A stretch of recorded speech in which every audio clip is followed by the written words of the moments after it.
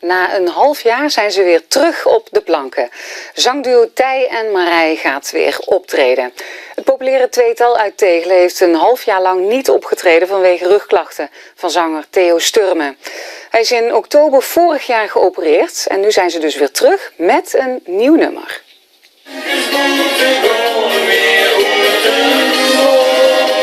Een half jaar waren ze uit de running, Tij en Marij. Maar in april gaan ze eindelijk weer beginnen met optreden. Ja, er moet een moment komen om toch weer een positieve spiraal te pakken te krijgen. Dus we gaan inderdaad optreden in een theatershow van Jos Menne in april. Het voordeel daarvan is dat we maar kort een onderdeel zijn van die theatershow. Dus we denken dat we dat kunnen verhapstukken. Ja.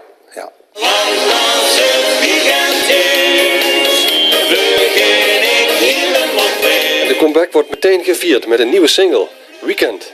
Als we nu een nieuwe start kunnen maken, dan is dat zeker zo leuk om meteen met een nieuw nummer met de deur in huis te vallen. Dus bij deze, daar ligt het singeltje Weekend.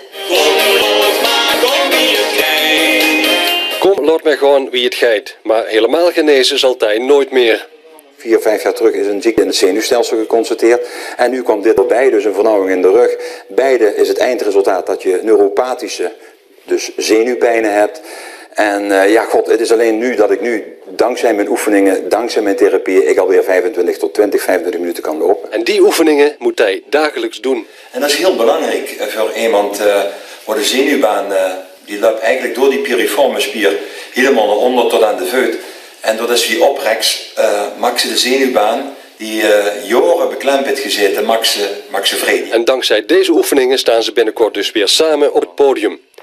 Het duo heeft ook nog een boodschap voor alle fans. We blijven werken aan onze gezondheid, althans aan mijn gezondheid.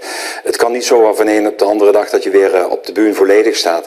Het theatertournee is er één van. We proberen er tussendoor weer op te treden en we hopen veel fans te mogen ontmoeten.